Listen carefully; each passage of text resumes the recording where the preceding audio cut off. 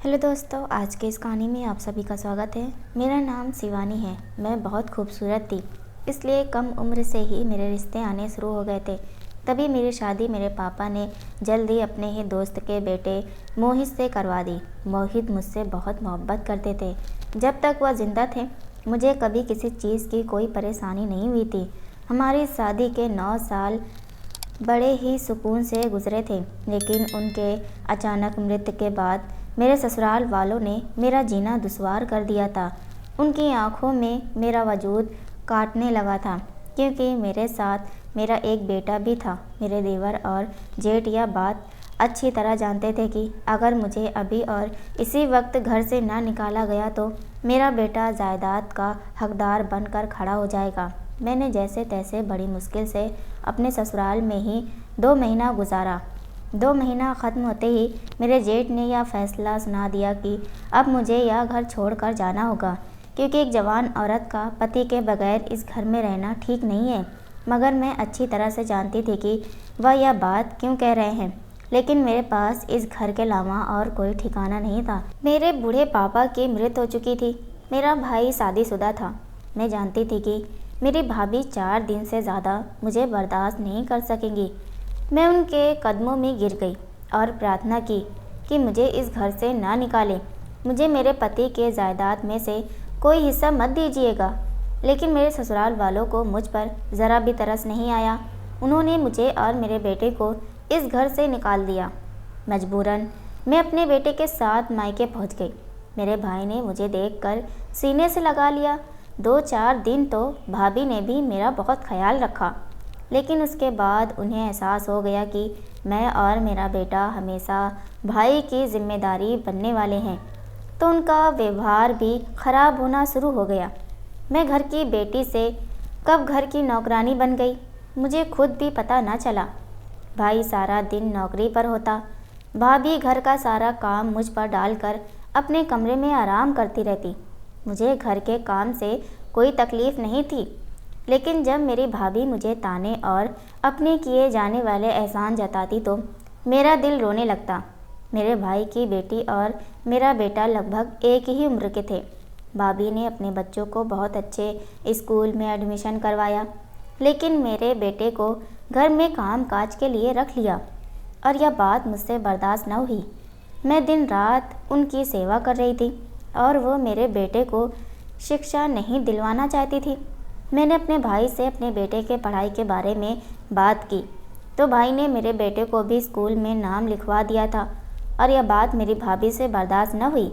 घर में आए दिन झगड़ों की शुरुआत होने लगी।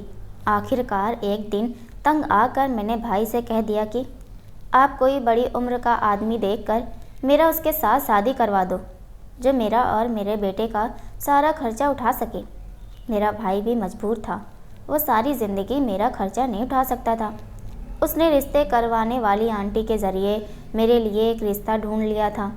उम्र तो उस आदमी की 55 साल थी, मगर वो एक बिजनेसमैन था। मेरा बेटा इस रिश्ते पर राज़ी नहीं हुआ था। वो बहुत उदास था। वो कहता, माँ, आप दूसरी शादी ना करो, वरना मैं यह घर छोड़कर चला जाऊँगा। अपने बेटे की वजह से मैंने दूसरी शादी से इनकार कर दिया था और अपनी भाभी से तंग आकर अपने भाई का घर भी छोड़ दिया था। एक छोटे से किराए के घर में रोहित के साथ अकेले ज़िंदगी गुजारना शुरू कर दी।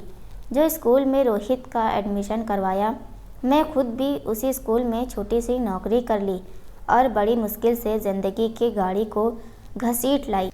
मैंने विधवा होने के बाद वो समय देखा जब एक समय की रोटी खाती तो 2 समय खाली पेट गुजारा करती। कभी कभी मेरे आंखों में यह सोचकर आंसू आने लगता कि जब तक पति का साया मेरे सर पर था, मेरी ज़िंदगी कितनी खूबसूरत थी। लेकिन पति के जाते ही दुनिया के असली रंग मुझे नज़र आने लगे थे।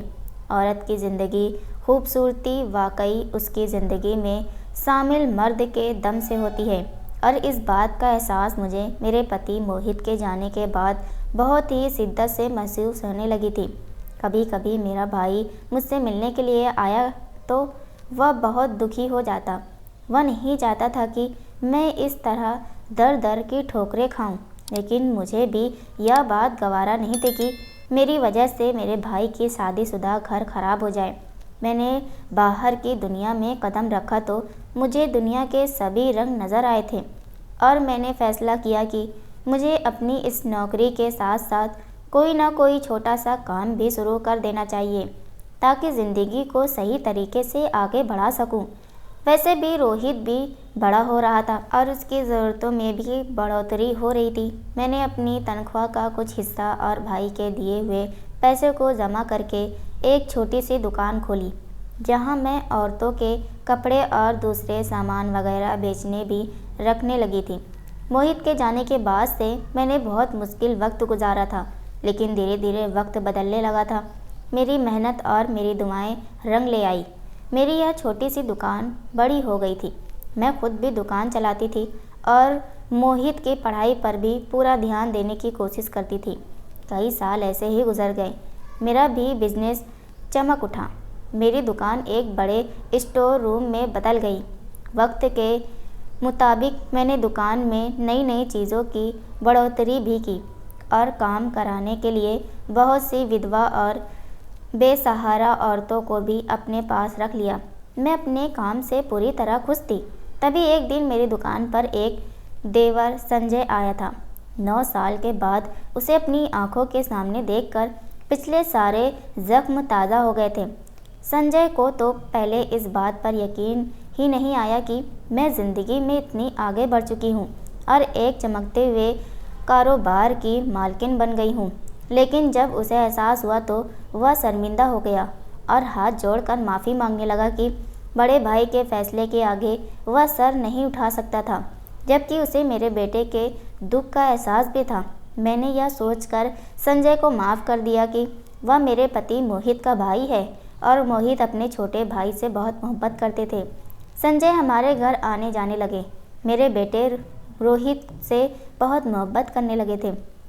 संजय का बेटा मेरे बेटे रोहित का हम उम्र था। उन दोनों में काफ़ी गहरी दोस्ती हो गई थी। मुझे भी इस बात की खुशी थी कि मेरे बेटे को चाचा का प्यार मिल गया है। वो बेचारा तो सारी उम्र रिश्तों के लिए तरस गया था। रोहित जवान हो गया था और उसके अंदर पिछले कुछ दिनों में काफ़ी बदलाव आ गया था। मैं दुकान से घर आती तो वह कुछ खोया खोया सा नज़र आता था। घर से बाहर निकलता तो रात को देर से घर आता था। मैंने काम के लिए एक नौकरानी रख ली थी। वह मुझे अक्सर कहती कि पता नहीं दीदी, रोहित साहब को क्या हो गया है, सारा वक्त अकेले में बंद रहते हैं। मैं जब भी रोहित से इस बारे में पूछती तो वह कहता कि टेस्ट करीब है और वो तैयारी में बिजी है। मैंने शुरू से रोहित की अच्छी परवरिश की थी, इसलिए मुझे उसके बिगड़ जाने का डर नहीं था। वैसे भी वह मेरे देवर संजय के बेटे कपिल के अलावा और कहीं नहीं जाया करता था। रोहित के टेस्ट में जब कुछ दिन बाकी रह गए थे और आजकल पढ़ाई में वह बहुत ज़्यादा बिजी रहने लगा था। मेरे काम भी बहुत ज़्यादा बढ़ गया था। पिछले कुछ दिनों से मेरी तबीयत भी ठीक नहीं थी। मुझे बहुत ज़्यादा चक्कर आ रहे थे। एक दिन मैं स्टोर से घर लौटी तो चकरा कर रोहित के कदमों में ही बेहोश हो गई। वो मुझे देखकर बहुत परेशान हो गया और करीबी क्लिनिक ले गया, जहां पहुंचकर मेरे सर पर आसमान गिर पड़ा। यह सर्दियों की शाम थी, लेकिन फिर भी मेरा सारा वजूद पसीने से भीग गया था। मैं डॉक्टर के क्लिनिक में बैठी थी। जो बात डॉक्टर ने मुझे बताई थी वो सुनकर तो मेरे होश उड़ गए थे। मुझे अपने कानों पर यकीन नहीं आया था। ये कैसे मुमकिन था कि मैं गर्भवती हो गई थी। मेरे कदमों तले से ज़मीन निकल गई थी। मैं एक विधवा औरत थी। मेरे पति की मृत्यु को कई साल गुजर गए थे। डॉक्टर ने मुझे बताया था कि मैं 2 महीने से प्रेग्नेंट हूँ। इस बात ने मुझे झिंझोड़ कर रख दिया था। मैंने डॉक्टर से पूछा कि आपको कोई गलतफहमी तो नहीं हुई है डॉक्टर जी, लेकिन डॉक्टर ने कहा कि नहीं। तब मैं अपनी रिपोर्ट उठाए खामोशी से क्लिनिक से बाहर निकल आई। बाहर मेरा बेटा रोहित खड़ा था। मुझे देखकर फिक्र से पूछने लगा, माँ सब ठीक तो है ना? डॉक्टर ने क्या कहा? आप अचानक बेहोश कैसे हो गई थी? रोहित के सवालों पर मैं उसे नज़रें चुराने पर मजबूर हो गई थी। मैं उसे कैसे बताती कि मैं कैसे गर्भवती हुई, और वो भी उम्र के इस हिस्से में। मुझे चरित्रहीन ठहरा देता। जबकि मुझे तो खुद भी समझ नहीं आ रहा था कि यह कैसे हो गया है। मैं अपने पति से बेपनाह मोहब्बत करती थी और पति की मृत्यु के बाद मेरी ज़िंदगी में ऐसा कोई नहीं था जिसके साथ मेरा कोई संबंध था। लेकिन मेरी रिपोर्ट्स चीख चीख कर बता रही थी कि मेरे पति की जगह कोई और ले चुका है। मेरी आंखों के सामने मेरे स्वर्गवासी पति का वजूद चला आया। मैं कभी उनसे बेवफाई करने का सोच भी नहीं सकती थी, तो फिर किसी के साथ अवैध संबंध रखना तो बहुत ही अलग बात थी। रोहित के बार बार पूछने पर मैंने उसको झूठ कह दिया कि कमज़ोरी की वजह से चक्कर आ गया था। डॉक्टर ने मुझे आराम का कहा था। मेरी बात सुनकर रोहित नाराज़ होकर कहने लगा कि जब से पापा की मृत्यु हुई है मम्मी, आप अपना ख्याल ही नहीं रखती हैं। अब आप रात को जल्दी सो जाया करो।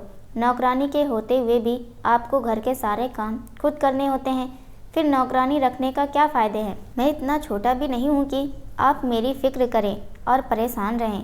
मैं जानता हूँ कि पापा के जाने के बाद आपको मेरी ज़्यादा फ़िक्र है, लेकिन इसका यह मतलब नहीं कि आप अपना ख्याल न रखें। उसकी बात सुनकर मैं दुख से मुस्कुरा दी थी।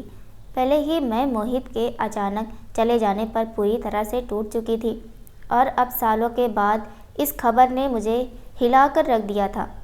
अगर उस वक्त रोहित का सहारा न होता तो शायद मैं जीने की आस भी छोड़ चुकी होती। लेकिन कभी कभी मोहब्बत और उम्मीद इंसान की आंखों में ऐसी पट्टी बांध देती है कि उसे सामने वाले की बुराइयां नज़र नहीं आती। शायद मेरे साथ भी ऐसा ही हुआ था। मैं रोहित से इतनी मोहब्बत करती थी कि मैं उसके खामोशी को ही जान नहीं पाई।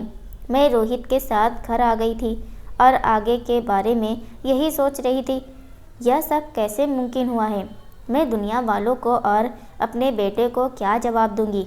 उन सब सवालों ने मेरी तबीयत बहुत ज़्यादा ख़राब कर दी थी। मैं सच का पता लगाना चाहती थी और यही सोच रही थी कि किस तरह सच का पता लगाऊं। दूसरी तरफ रोहित में काफ़ी बदलाव महसूस हो रही थी और इस बात ने मुझे भी परेशान कर रहा था। उसके टेस्ट में लगातार ख़राब नंबर आ रहे थे और मिस जानवी ने मुझे फ़ोन पर भी यही बात बताया कि आजकल रोहित का ध्यान कहीं और ही है। मैं रोहित के बारे में हर बात अब खुलकर संजय से कर लिया करती थी, क्योंकि रोहित उम्र से जिस हिस्से में था उसे पिता की बहुत ज़्यादा ज़रूरत थी। पिता के चले जाने के बाद मैं चाहती थी कि उसका चाचा ही उसके सर पर हाथ रखे और उस पर कड़ी नज़र रखे, ताकि वह किसी गलत रास्ते की तरफ न चला जाए। यही सोचकर मैंने अपने देवर को फ़ोन लगाया और उससे रोहित की पढ़ाई के सिलसिले में बात की। तब वह कहने लगा, भाभी आप परेशान ना हो, रोहित पढ़ाई के लिए मेरे ही घर आता है। वो और कपिल सारा वक्त यहीं गुजारते हैं। उसकी बात सुनकर मुझे काफ़ी तसल्ली हो गई थी। रोहित भी आजकल मेरी बहुत ज़्यादा फिक्र करने लगा था। मेरा बेटा बड़ा हो गया था, लेकिन मैं इस प्रेगनेंसी का क्या करती जो मेरे पेट में परवान चल रहा था। डॉक्टर ने मुझे साफ कहा था कि आप उम्र के जिस हिस्से में हैं गलती से भी गर्भपात करवाने के बारे में मत सोचिएगा। इसलिए मेरे पास इसके सिवा और कोई चारा नहीं था कि मैं यह पता लगाऊं कि यह बच्चा किसका है। दुकान के अलावा ना ही मैं कहीं जाती थी और ना ही मेरा किसी से कोई ऐसा रिश्ता था। मेरे घर में मोहित के अलावा कोई मर्द नहीं था।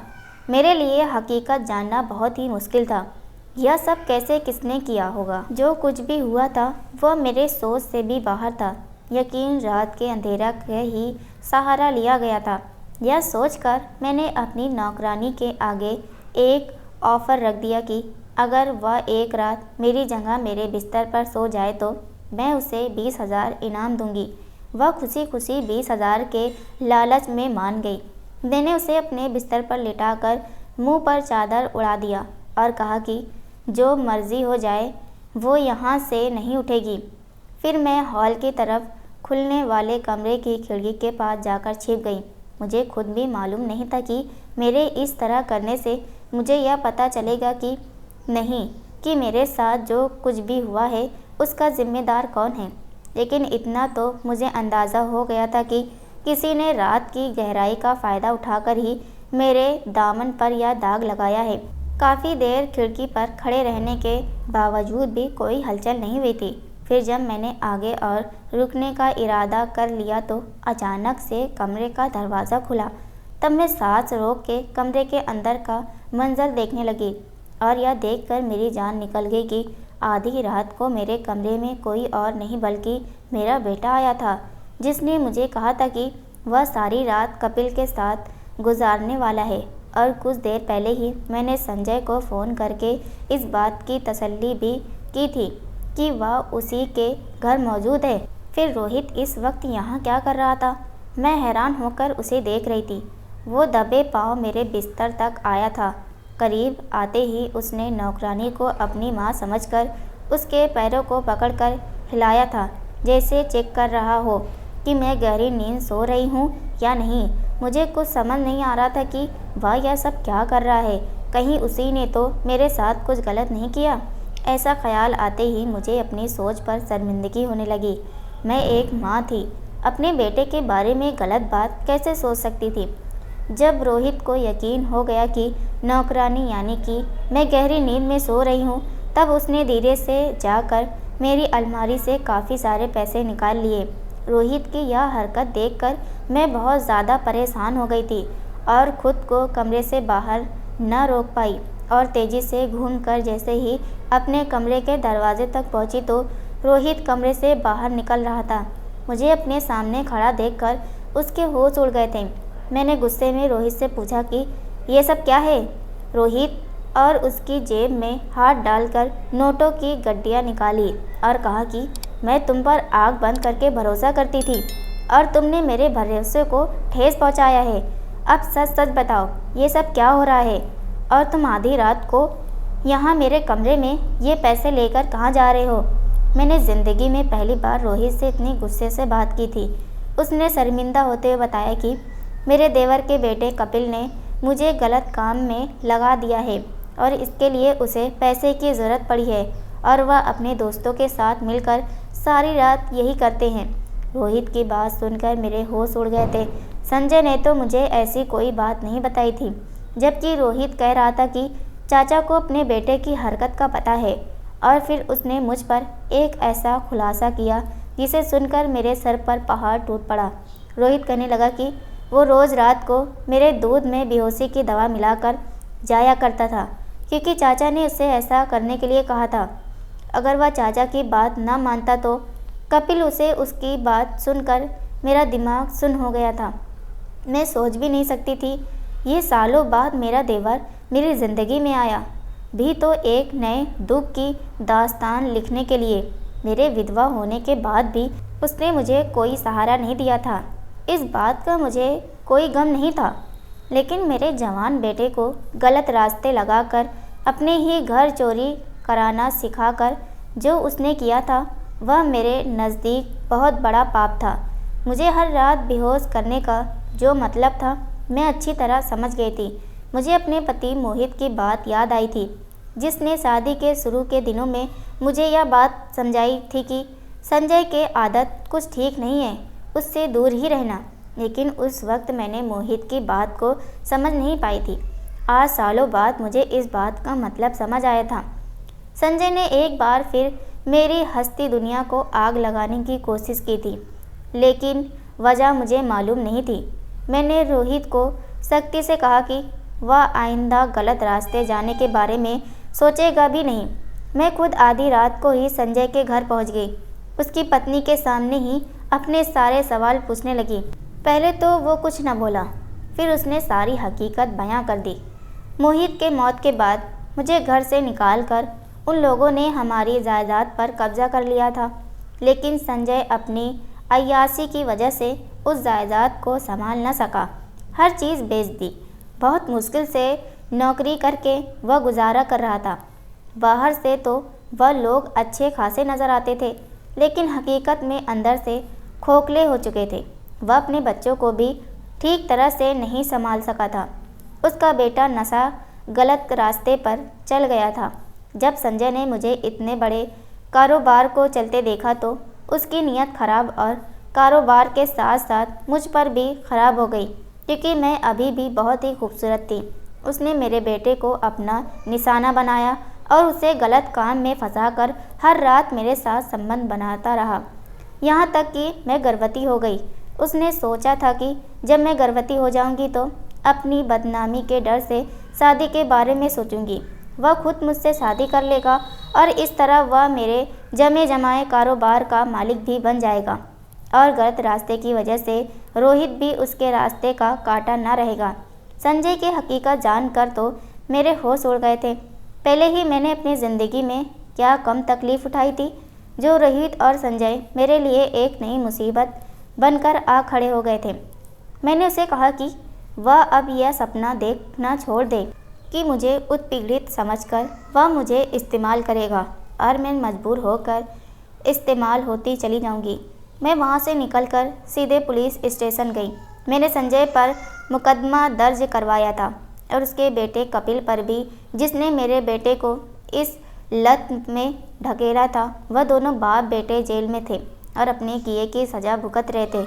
ईश्वर का करना ऐसा हुआ कि मेरी प्रेगनेंसी खुद बाखुदा साफ हो गई थी। उस वक्त के बाद से मैंने कभी दोबारा रिश्ते पर भरोसा न किया था। आज मैं पलटकर अपनी पूरी ज़िंदगी देखती हूँ तो मुझे लगता है मेरा विधवा होना ही शायद मेरा पाप बन गया था। हमारे समाज में एक विधवा औरत को जीने का हक क्यों नहीं दिया जाता? अगर वह अपने बच्चे के खातिर दूसरी शादी नहीं करना चाहती तो उसे इस समाज में इस कदर अपमानित और अपमान क्यों किया जाता है? क्या मुझे उस वक्त अपने बेटे को छोड़कर दूसरी शादी कर लेनी चाहिए थी? क्या शादी के बाद मेरे बेटे को वह प्यार मिलता जिसका वह हकदार था? तो दोस्तों, आपको ये कहानी कैसी लगी हमें कमेंट करके ज़रूर बताएं और प्लीज़ इस कहानी को ज़्यादा से ज़्यादा शेयर, वीडियो को लाइक और कहानियाँ जायज़ चैनल को सब्सक्राइब करें और हाँ, नोटिफिकेशन बेल को ज़रूर दबाएं ताकि आने वाली अगली अपडेट सबसे पहले आपको मिले। धन्यवाद।